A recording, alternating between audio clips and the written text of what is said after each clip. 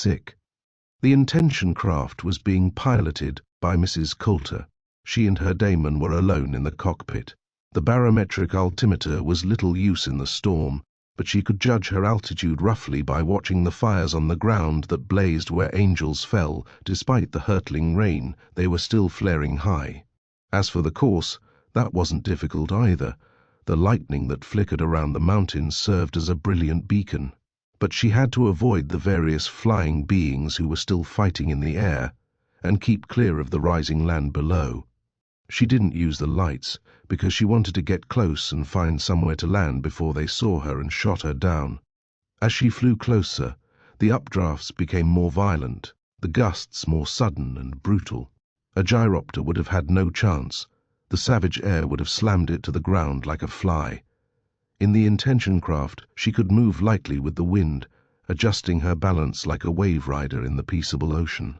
Cautiously she began to climb, peering forward, ignoring the instruments and flying by sight and by instinct. Her daemon leapt from one side of the little glass cabin to the other, looking ahead, above, to the left and right, and calling to her constantly. The lightning, great sheets and lances of brilliance, flared and cracked above and around the machine. Through it all she flew in the little aircraft, gaining height little by little, and always moving on toward the cloud-hung palace. And as Mrs. Coulter approached, she found her attention dazzled and bewildered by the nature of the mountain itself. It reminded her of a certain abominable heresy, whose author was now deservedly languishing in the dungeons of the consistorial court. He had suggested that there were more spatial dimensions than the 3 familiar ones, that on a very small scale there were up to 7 or 8 other dimensions, but that they were impossible to examine directly. He had even constructed a model to show how they might work, and Mrs. Coulter had seen the object before it was exercised and burned. Folds within folds, corners and edges, both containing and being contained. Its inside was everywhere, and its outside was everywhere else. The clouded mountain affected her in a similar way. It was less like a rock than like a force field, manipulating space, itself to enfold and stretch, and layer it into galleries and terraces, chambers and colonnades and watchtowers of air and light and vapour.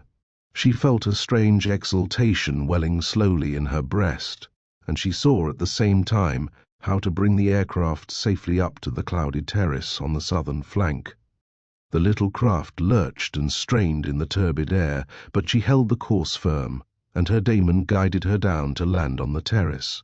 The light she'd seen by till now had come from the lightning, the occasional gashes in the cloud where the sun struck through, the fires from the burning angels, the beams of anbaric searchlights. But the light here was different. It came from the substance of the mountain itself, which glowed and faded in a slow, breath-like rhythm, with a mother-of-pearl radiance. Woman and daemon got down from the craft and looked around to see which way they should go.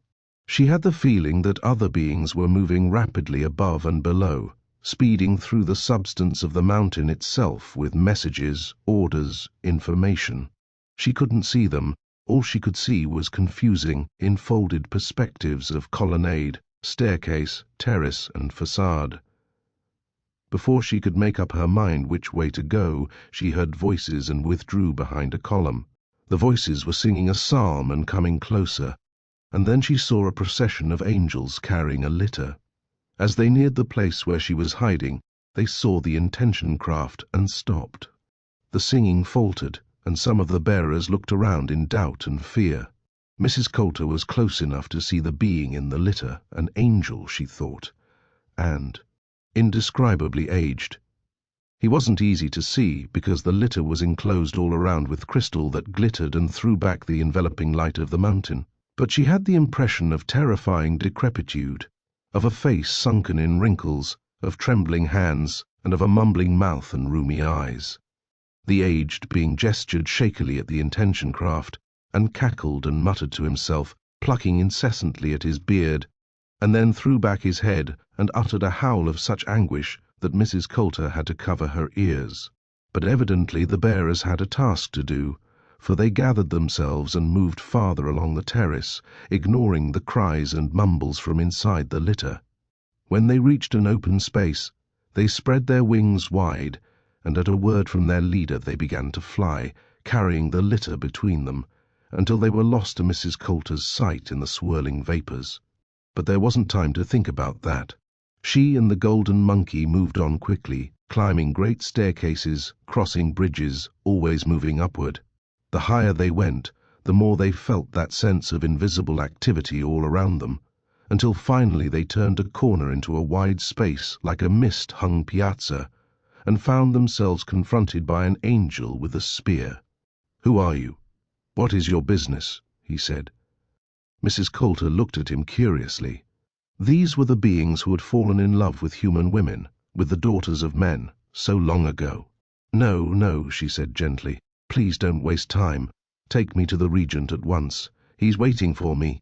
Disconcert them, she thought, keep them off balance. And this angel did not know what he should do, so he did as she told him. She followed him for some minutes through those confusing perspectives of light until they came to an antechamber. How they had entered, she didn't know, but there they were, and after a brief pause, something in front of her opened like a door. Her daemon's sharp nails were pressing into the flesh of her upper arms, and she gripped his fur for reassurance. Facing them was a being made of light. He was man-shaped, man-sized, she thought, but she was too dazzled to see. The golden monkey hid his face in her shoulder, and she threw up an arm to hide her eyes. Metatron said, "Where is she? Where is your daughter?" "I've come to tell you, my Lord Regent," she said. "If she was in your power, you would have brought her. She is not, but her daemon is—" "How can that be?" "I swear, Metatron, her daemon is in my power. Please, Great Regent, hide yourself a little. My eyes are dazzled." He drew a veil of cloud in front of himself. Now it was like looking at the sun through smoked glass, and her eyes could see him more clearly, though she still pretended to be dazzled by his face. He was exactly like a man in early middle age, tall, powerful, and commanding. Was he clothed? Did he have wings? She couldn't tell because of the force of his eyes. She could look at nothing else. "Please, Metatron, hear me. I have just come from Lord Asriel. He has the child's daemon, and he knows that the child will soon come to search for him. What does he want with the child? To keep her from you until she comes of age. He doesn't know where I've gone, and I must go back to him soon. I'm telling you the truth. Look at me, Great Regent, as I can't easily look at you. Look at me clearly, and tell me what you see." The Prince of the Angels looked at her. It was the most searching examination Marissa Coulter had ever undergone. Every scrap of shelter and deceit was stripped away, and she stood naked, body and ghost and daemon together, under the ferocity of Metatron's gaze. And she knew that her nature would have to answer for her, and she was terrified that what he saw in her would be insufficient. Lyra had lied to Ifor Ragnarsson with her words. Her mother was lying with her whole life. "Yes, I see," said Metatron. "What do you see?" "Corruption and envy and lust for power. Cruelty and coldness. A vicious, probing curiosity. Pure, poisonous, toxic malice. You have never from your earliest years shown a shred of compassion or sympathy or kindness without calculating how it would return to your advantage. You have tortured and killed without regret or hesitation. You have betrayed and intrigued and gloried in your treachery.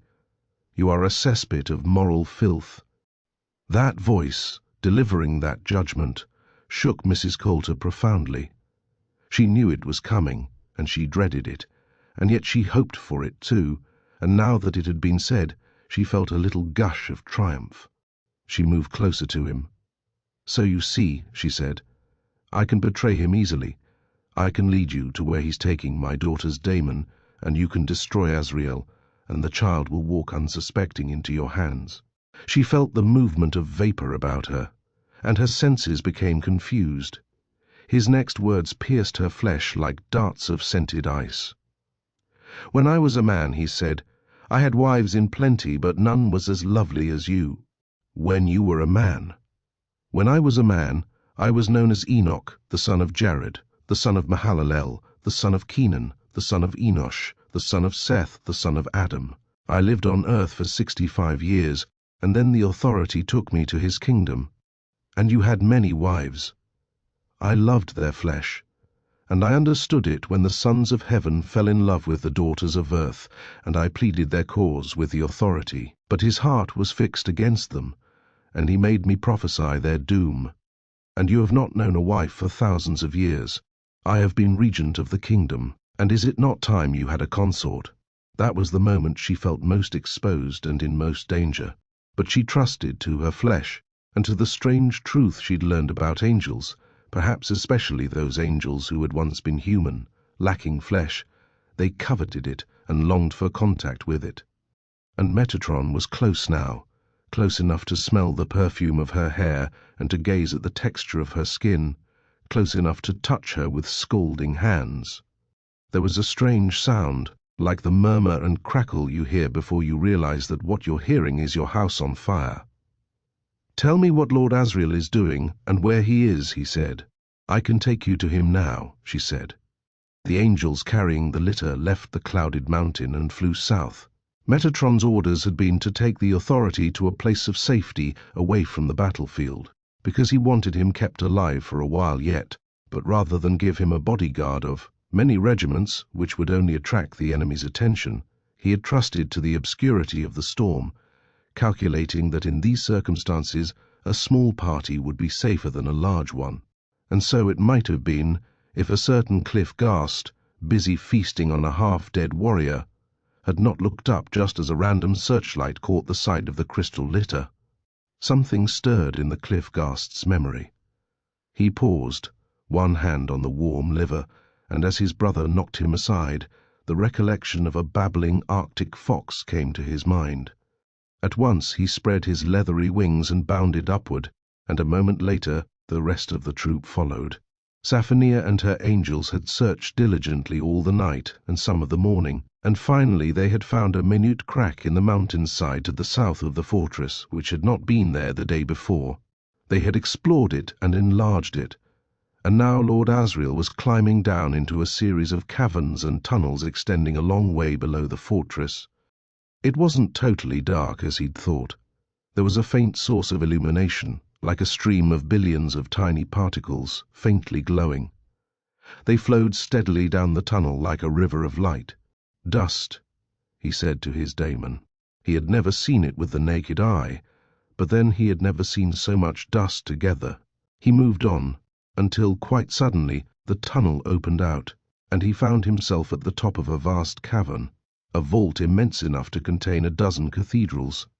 There was no floor. The sides sloped vertiginously down toward the edge of a great pit hundreds of feet below, and darker than darkness itself, and into the pit streamed the endless dust fall, pouring ceaselessly down. Its billions of particles were like the stars of every galaxy in the sky, and every one of them was a little fragment of conscious thought. It was a melancholy light to see by.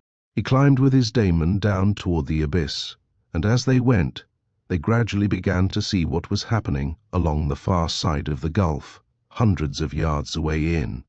The gloom. He had thought there was a movement there, and the farther down he climbed, the more clearly it resolved itself. A procession of dim, pale figures picking their way along the perilous slope, men, women, children, beings of every kind he had seen and many he had not. Intent on keeping their balance, they ignored him altogether, and Lord Asriel felt the hair stir at the back of his neck when he realized that they were ghosts. "Lyra came here," he said quietly to the snow leopard. "Tread carefully," was all she said in reply. Will and Lyra were soaked through, shivering, racked with pain, and stumbling blindly through mud and over rocks, and into little gullies where storm-fed streams ran red with blood. Lyra was afraid that the Lady Salmakia was dying. She hadn't uttered a word for several minutes, and she lay faint and limp in Lyra's hand. As they sheltered in one riverbed where the water was white at least, and scooped up handfuls to their thirsty mouths, Will felt Tialis rouse himself and say, "Will, I can hear horses coming. Lord Asriel has no cavalry. It must be the enemy. Get across the stream and hide. I saw some bushes that way. Come on," said Will to Lyra, and they splashed through the icy, bone-aching water and scrambled up the far side of the gully just in time. The riders who came over the slope and clattered down to drink didn't look like cavalry. They seemed to be of the same kind of close-haired flesh as their horses, and they had neither clothes nor harness. They carried weapons, though, tridents, nets, and scimitars. Will and Lyra didn't stop to look. They stumbled over the rough ground at a crouch, intent only on getting away unseen, but they had to keep their heads low to see where they were treading and avoid twisting an ankle, or worse, and thunder exploded overhead as they ran, so they couldn't hear the screeching and snarling of the cliff ghasts until they were upon them. The creatures were surrounding something that lay glittering in the mud, something slightly taller than they were, which lay on its side, a large cage perhaps with walls of crystal. They were hammering at it with fists and rocks, shrieking and yelling, and before Will and Lyra could stop and run the other way, they had stumbled right into the middle of the troop.